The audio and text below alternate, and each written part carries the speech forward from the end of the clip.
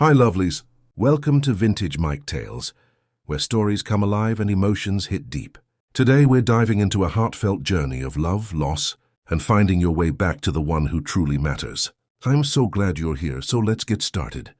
Houston pulsed with heat and motion, the kind that wrapped around you and whispered, "You're alive whether you like it or not." Neon signs glowed in the wet pavement after a light rain. Cars hummed by and music spilled faintly from a nearby bar. The sound of a city that never slept, even when hearts broke inside it. Frank Campbell sat at a table near the window of a downtown cafe, swirling his whiskey glass like it might answer a question he hadn't been brave enough to ask. Across from him, his old friend and business partner Ethan was still talking about new property developments, investors, profit margins, words that used to light Frank up, but tonight they fell flat. He wasn't listening. He hadn't really been listening to anyone since Claire walked out 2 months ago, the woman he'd thought he'd marry. She'd left him for another man, his business partner once, his best friend once. Now even the air felt heavy with ghosts. Frank forced a smirk. "Do you ever notice how the city smells different after rain?" Ethan frowned. "You sound like a poet who just lost his muse." "Maybe I did," Frank muttered, setting the glass down. The ice clinked like punctuation to a sentence that didn't need finishing. Outside, the street glowed under the amber of streetlights, and that's when he saw it. A small bakery across the street, its window fogged slightly. The words Raymond's Cakes and Confections curved in gold script. Inside, a woman with warm brown skin stood behind the counter, frosting a cake with careful hands. Flour dusted her wrist. Her dark curls were tied up messily, a few strands catching the light like threads of midnight silk. And when she smiled, not at anyone, just at her work, something in him shifted. It was ridiculous. He didn't even know her name, but he couldn't look away. "Let's get dessert," Ethan said suddenly, following Frank's gaze. "That place is new, right?" Frank tried to shrug it off. Come on, man. You look like you could use some sugar." Frank almost refused, but curiosity, or maybe something deeper, tugged at him. Fine. They crossed the street, the bell above the bakery door chiming softly as they stepped inside. The air hit him like warmth, sugar, vanilla, butter, and something sweetly intoxicating he couldn't name. The woman behind the counter looked up, and the world stopped moving. "Welcome to Raymond's," she said, her voice soft but full of life. "What can I get you, gentlemen?" Her eyes were deep brown, alive with warmth and curiosity. She had a way of making the small shop feel like it existed, just for whoever walked in. Ethan immediately launched into small talk. "What's your bestseller?" She grinned. "Depends who's asking. You look like a lemon tart guy. And you," her gaze landed on Frank, "you look like someone who doesn't know what he wants." Ethan laughed. Frank didn't. He just watched her, intrigued. "You're not wrong," he said quietly. Her lips curved, but her eyes softened. "That's most people, honey. Life tastes better when you stop playing safe." Frank blinked. He hadn't expected a bakery owner to sound like she'd just read him in one glance. "You always psychoanalyze your customers, or am I just special?" "Depends if you leave a tip," she teased. Ethan ordered. Frank didn't. He stood at the glass counter, staring at the rows of cakes, chocolate ganache, bourbon caramel, strawberry cream, and said the first thing that came to him, "Surprise me?" Her smile deepened. "My favorite kind of order." She returned a few minutes later with a slice of cake drizzled in warm bourbon glaze. "Sugar with a little fire," she said. "Like life." Frank took a bite and almost forgot how to speak. It was absurd. He'd eaten at 5-star restaurants across the country, but nothing compared to this. "Damn," he murmured. "That's dangerous?" she offered, one brow raised. He met her gaze. Addictive. Their eyes held for a moment longer than was polite. Then Ethan broke the spell, joking about buying a whole cake for his office, but Frank stayed silent, watching the woman with the kind of fascination he hadn't felt in years. When they left, she waved. "See you around, Mr. Addictive." He smiled despite himself. "You might." That night, Frank couldn't sleep. The taste of sugar and bourbon lingered on his tongue, and her laughter replayed in his head. The city outside his penthouse was quiet, the skyline sharp and glowing, but everything felt strangely hollow. He poured himself another drink, tried to work, failed, and finally gave up. His mind kept drifting back to her, the way she looked alive, like she'd built her world with her own 2 hands. He couldn't remember the last time he felt that kind of joy doing anything. He picked up his phone, looked at her business card. Abigail Raymond, owner and pastry chef. 2 days later, Frank was back at the bakery. He told himself it was for a client gift, but Abigail didn't look convinced. "Client, huh?" she said, dusting her apron. "Must be lucky." He smirked. "He's got good taste." "You're bad at lying," she said easily, pulling a tray of cupcakes from the oven. The scent filled the air, chocolate, espresso, vanilla, heaven.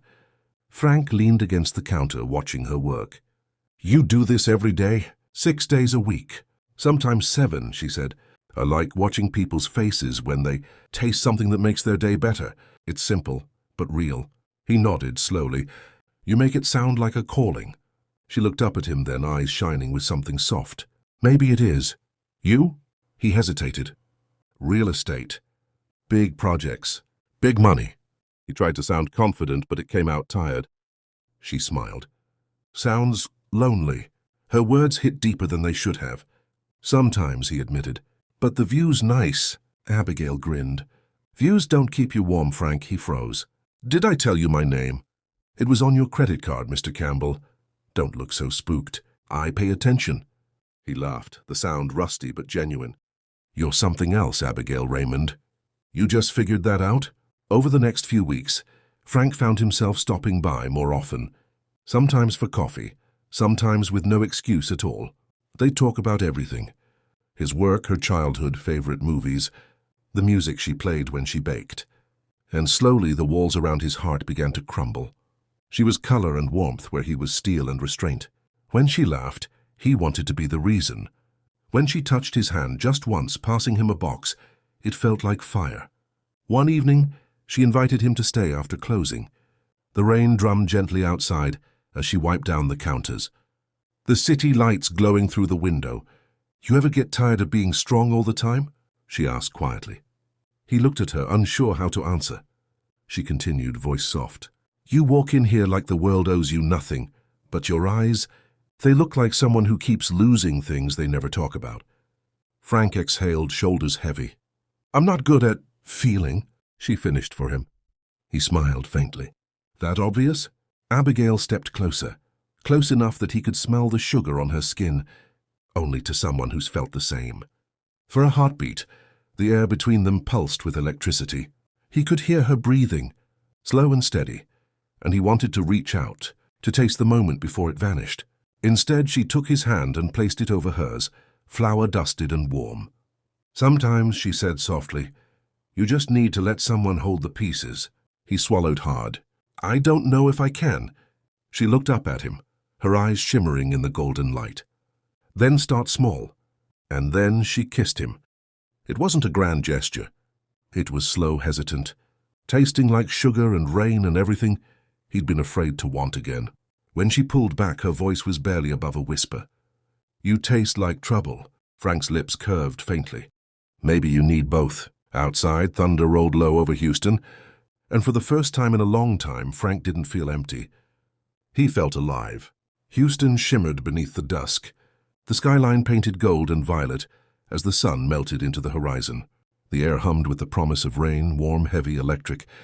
Inside Raymond's cakes and confections, the soft glow of Edison bulbs spilled across polished counters and trays of pastries cooling near the window. Frank leaned against the counter, sleeves rolled up, watching Abigail wipe down the last bit of powdered sugar from a tray. They had fallen into a rhythm, coffee together before her doors opened, dinners after she closed. Their laughter had filled late nights, and somehow she'd found a way into the cracks he'd spent years sealing shut. And yet something about her made it impossible to stay numb. Tonight the bakery was quiet, except for the slow hum of jazz from the radio. Abigail glanced up, smiling as she noticed him watching her. "Are you ever going to help?" she teased. "Or do you just plan on standing there looking expensive?" He chuckled. "I'd help, but I'm told I ruin good things when I touch them." Her movements paused just for a second. She turned, drying her hands. "Who told you that?" "Experience." There was truth in his voice, the kind that didn't need to be explained. She studied him for a long moment, then walked over and reached for his hand. Then maybe you've just been touching the wrong things. Their eyes met, and something hot and dangerous passed between them. He caught her wrist gently. You should be careful saying things like that. Why? Because I might believe you. Her smile was soft, playful, but her pulse betrayed her. Then believe me, she whispered. And before he could think, before fear could crawl back into his chest, he kissed her. It wasn't tentative like their first. This was need. Fire. A taste that burned slow and sweet as her hands slid up his shirt, her breath catching against his mouth. The jazz track crackled, the city hummed outside, and for a moment time didn't exist. When they finally pulled apart, her forehead rested against his. You don't always have to be in control, Frank, she said softly. Some things fall apart so better things can find you. He closed his eyes. I'm not sure I'd know what to do if something stayed.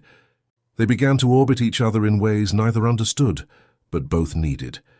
Days blurred into nights, breakfasts shared before the city stirred, stolen kisses in the hallway, and laughter echoing through the bakery as sugar dusted their hands and hearts. Houston became their backdrop, late-night drives under glowing streetlights, hands intertwined as they walked along the Buffalo Bayou, dancing barefoot on her rooftop under fairy lights she'd strung herself. He had money, she had warmth, and somehow they found a rhythm that made both feel like luxury. But beneath the sweetness, shadows moved. Frank's past still whispered at night. He'd wake from dreams of betrayal, heart racing, afraid to trust the peace he'd found. Abigail would stir beside him, touch his chest gently and say nothing, because she knew sometimes silence healed more than words. Still, she could feel it, that hesitation in his touch, that unspoken distance when love came too close. One evening after closing, she sat across from him at a small table in the bakery. A single candle flickered between them, the scent of vanilla and bourbon in the air. Tell me something true, she said softly. He looked up. I've told you plenty. Not about numbers, about you. He hesitated, eyes shadowed. Truth is, every time I start to care about someone, I end up losing them. So I stopped trying. Her voice was barely a whisper. Then why me? He met her gaze, steady, raw. Because you make me forget how to be careful. Something in her chest tightened. And when you remember. He didn't answer. He didn't have to. Their love deepened, but it was the kind that burned too close to the flame. He was all restraint and reason. She was all emotion and instinct. Together they were beauty and disaster waiting to happen. And then came the gala. It was a charity event for local businesses, hosted by the same corporate circle Frank belonged to. Polished suits, empty smiles, champagne flutes raised like trophies. Abigail had been nervous but excited when he invited her. She wore a sleek emerald dress that turned heads, her curls cascading down her shoulders, confidence glowing off her like light. When they entered together, murmurs followed. Frank felt it, the subtle judgment from his colleagues, the whispers about the real estate mogul and the bakery girl. He ignored them, focusing only on her laughter, until he saw her, Claire, his ex-fiancée, standing by the bar, glass of wine in hand, looking every bit the ghost he'd tried to forget. Abigail felt him tense immediately. Who's that? She asked quietly. He swallowed. Someone who doesn't matter anymore. But it was too late. Claire had already approached, wearing a smirk that twisted something inside him. Frank, she purred. You look happy. Didn't think I'd see that again. His jaw tightened. Claire, not now. Her gaze slid to Abigail. So this is the reason you never came back to your senses. How quaint. Abigail's expression didn't change, but Frank could feel the hurt radiating from her. He tried to diffuse it, but Claire's words kept cutting. Careful, darling, Claire added, brushing his arm as she passed. Some men never stop keeping their options open. Abigail froze. When Claire disappeared into the crowd, Abigail turned to him, voice low but shaking. Is that true? Frank's eyes flashed. No, she's just jealous. All right. The music swelled around them, laughter and clinking glasses filling the silence between their words.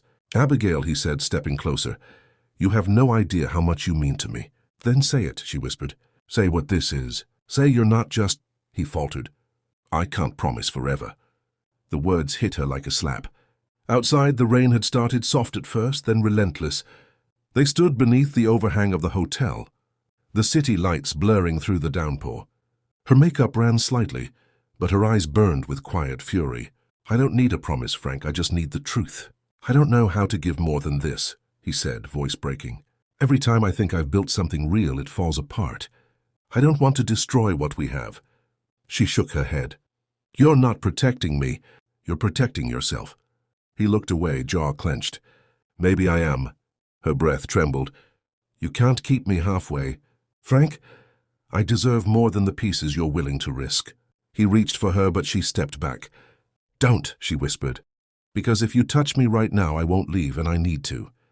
The rain poured harder, soaking through her dress, her hair, her heart. "Abigail, please, I love you," she said suddenly. Her voice cracked, but she didn't look away.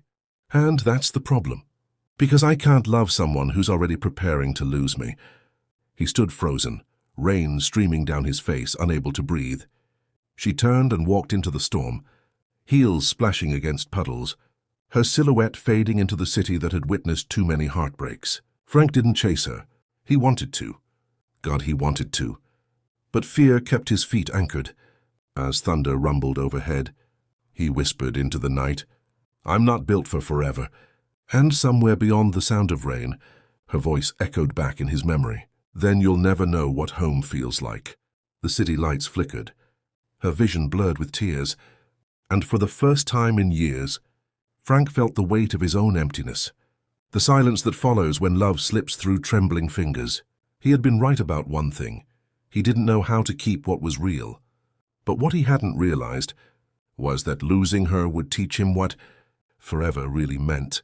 Houston never looked the same after she left. By day it still buzzed, glass towers catching the sun, the air shimmering with heat.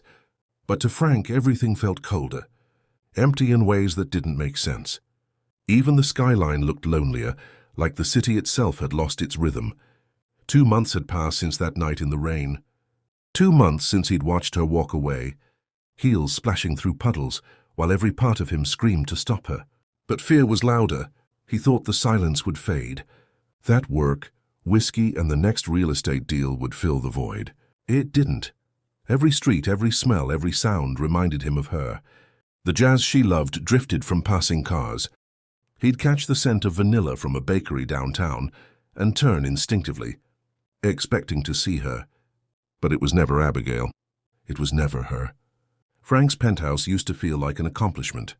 Wide windows overlooking the city, minimalist design, every piece expensive and deliberate. Now it just echoed. He spent nights on the balcony, glass in hand, staring at the skyline. He told himself he was fine, that he'd survived worse. But some nights, the quiet ones, when the rain tapped against the glass and the air smelled faintly of sugar, from somewhere below, he'd break. He'd pull out his phone, scroll to her number, and stop just short of calling. Sometimes he'd draft a text, "I miss you. I was wrong. I love you too." Then delete it. Every time, because what could he possibly say to the woman he pushed, away just when she needed him to stay? One Friday evening, Ethan dropped by, concerned. "Man, you look like hell," he said, setting down a bottle of bourbon. "You working yourself to death or just practicing for it?" Frank gave a humorless laugh. "What's the difference?" Ethan studied him. "Are you still thinking about her?" "Every damn day," Frank muttered. "But it doesn't matter. She's better off." "That's the dumbest thing I've ever heard." Frank looked up, annoyed. "You weren't there. You didn't see how she looked at me that night. Like she was finally realizing I wasn't the man she thought I was." Ethan leaned back. "Or maybe she saw the man you could be. And you ran because that scared the hell out of you." Frank didn't respond. He just stared into his glass until the reflection blurred. That night, unable to sleep, he drove. The city glowed in streaks of color through the rain, gold, blue, red. His windshield wipers moved in rhythm with his heartbeat. Without meaning to, he ended up near her bakery. The sign, Raymond's Cakes and Confections, still shone faintly in the drizzle. Through the fogged window, he saw her silhouette, hair pulled back, sleeves rolled up, laughter spilling from her mouth as she handed a slice of cake to a man sitting at the counter. The sight cut through him like glass. He parked half a block away, engine idling, unable to look away. The man leaned in closer. Abigail smiled, the same soft, genuine smile that used to belong to him. Jealousy wasn't what he felt. It was loss. the kind that burned from the inside out. For the first time, Frank realized what home meant and how it felt to lose it. He drove away, heart pounding, the city blurring in streaks of neon and rain. He didn't sleep. He couldn't. He replayed everything. The first night he saw her through that bakery window. The first time she said his name. The way she'd whispered, "You don't earn love, Frank, you return it." He'd built skyscrapers, owned penthouses, but none of it meant anything now. What use was success if the only thing that mattered had walked away because he was too afraid to believe in love? By sunrise, he was outside her bakery again, this time on purpose. The city was quiet, streets glistening from last night's rain. She was inside, arranging pastries in the display case. When she looked up and saw him through the window, she froze. Frank stepped closer, water dripping from his hair, his shirt half-buttoned from the drive. He didn't speak. He just stood there, raw, tired, lost. She hesitated before unlocking the door. "You shouldn't be here," she said, voice soft but firm. "I know," he exhaled, "but I couldn't not be." "Frank," she started. "I saw you last night," he admitted. "With him?" Her jaw tightened. "You have no right." "I know I don't," he interrupted. "I just needed to see you, to see if you were happy." Her eyes searched his face, the exhaustion, the sincerity. "And what if I was?" He swallowed. "Then I'd thank God someone didn't screw it up like I did."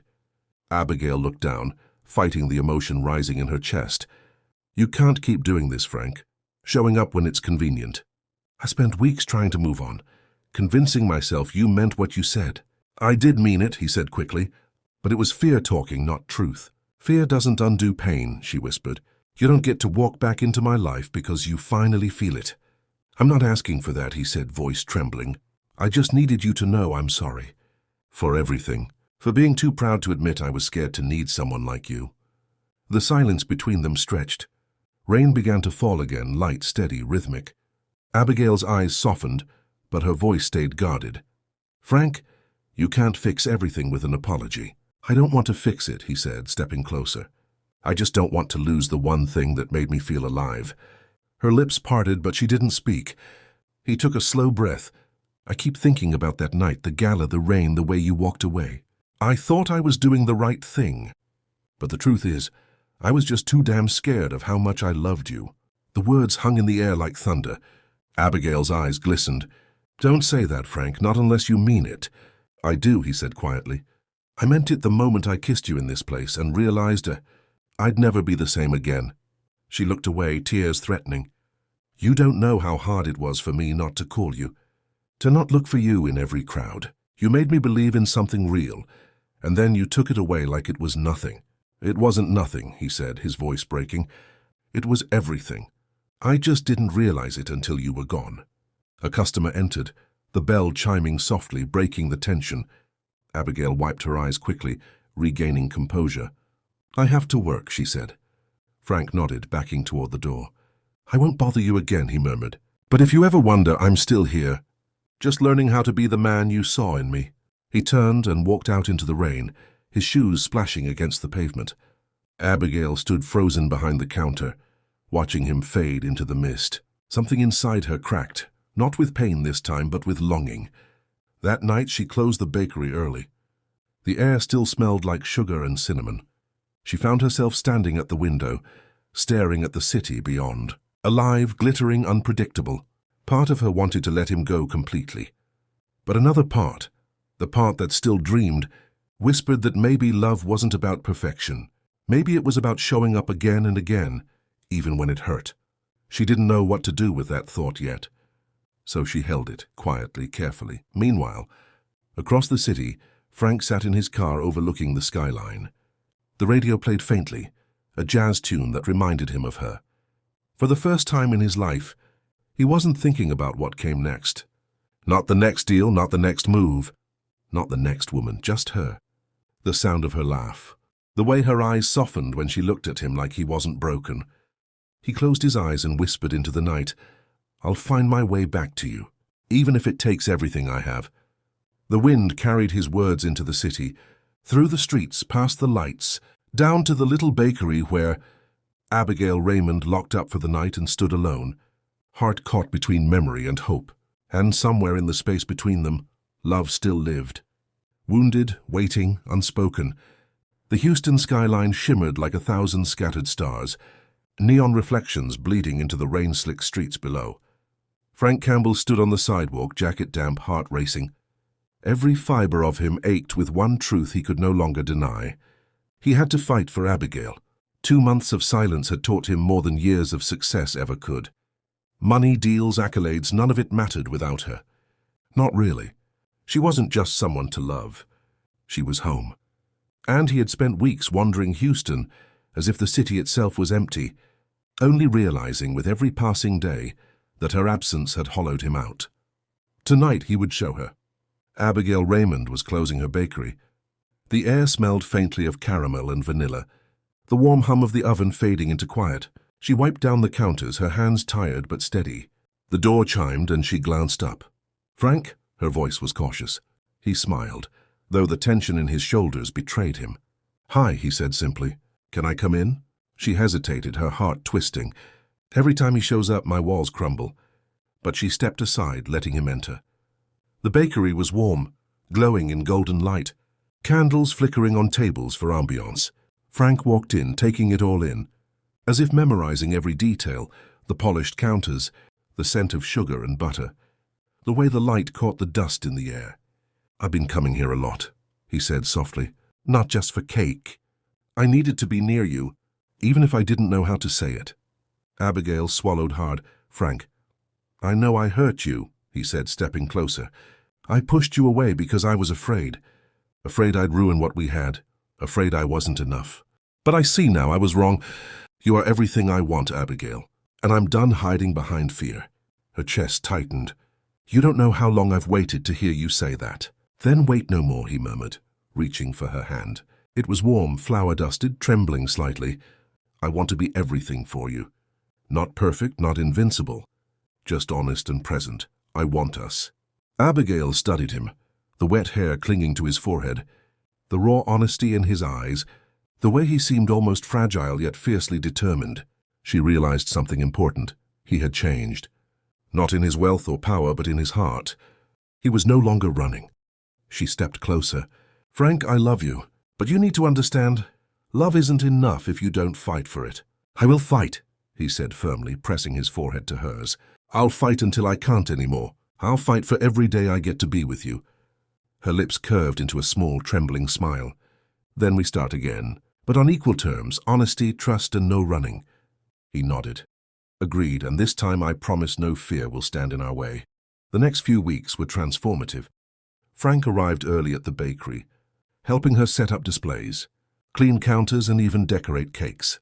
He was clumsy at first, frosting smeared on his fingers, a splash of chocolate on his shirt, but Abigail laughed, a sound so full of life it made him forget everything else. They danced in the kitchen while the radio played jazz, flour coating their hands like snow. He watched her laugh, feel alive, and realized that these moments were worth more than all his penthouses combined. Houston mirrored their love. Glowing streets for their late-night walks, soft rain for stolen kisses under umbrellas, neon reflections dancing across puddles as if the city itself celebrated their reunion.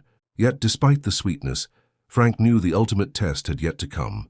He had to prove fully and irreversibly that he was willing to give up everything for her, even the life he had painstakingly built. One night he disappeared for hours, leaving Abigail worried. When she finally found him, he returned not with excuses but with action. He had transformed the rooftop above her bakery. Twinkling fairy lights framed the space, candles flickered in mason jars, and a small speaker played the soft strains of jazz. Flowers climbed trellises, petals drifting in the gentle wind. It was intimate, magical, a world crafted for just the two of them. When she stepped onto the rooftop, her breath caught. "Frank, this is home," he said simply. "This is where you belong. Not in some penthouse or big office, not as a dream I can't reach. Here with me. I want to build something real with you. Everything else is secondary." Her eyes glistened. She took a step closer. "I've waited for this, for you to finally see what we could be together." And now, Frank dropped to one knee, hands trembling. "Abigail Raymond, I don't promise perfect. I don't promise easy, but I promise you'll never have to question if you're loved." Will you marry me? For a heartbeat, the city held its breath. Her hand flew to her mouth, tears streaming. You're late, she whispered through a laugh that was half sob, half joy. But I've been waiting. He smiled, shaking slightly, and slipped the ring onto her finger. They embraced, the lights of Houston shimmering around them, a city alive with love and second chances. The wedding was intimate, held on a rooftop overlooking the skyline. Friends and family gathered. But for Frank and Abigail, it was just about the two of them. He couldn't stop staring at her, the way her dark curls caught the sunlight, the warmth in her eyes, the smile that had haunted him for months. He pressed a kiss to her temple during their vows. I'll spend the rest of my life making sure you know exactly how much I love you, he murmured. And I'll spend mine loving you back, she whispered, her voice steady, unwavering. That evening, after the last guest had gone and the city lights twinkled like distant stars, they sat together on their rooftop. The hum of Houston's nightlife surrounded them, the faint jazz from a nearby bar, the distant laughter of strangers, the occasional horn of a car. Frank held her close, breathing in her scent, sugar, vanilla, and home. I don't ever want to forget what it felt like to lose you, he said quietly. You won't, she replied, head resting against his chest, because now we're choosing each other. Every day, no fear, no running. He kissed her hair, holding her tighter. And this time I won't let anything take you away from me. She smiled against him, whispering, then we start forever. And somewhere in the heartbeat of Houston, the city seemed to exhale, alive and vibrant, a witness to a love that had fought through fear, betrayal and loss, only to find its home where it truly belonged. Thank you so much for joining me on this journey. I hope this story touched your heart and reminded you of the power of love, hope, and second chances. If you enjoyed it, don't forget to like, share, and subscribe so you never miss a story. I truly appreciate each and every one of you. Until next time, keep your hearts open and your dreams alive.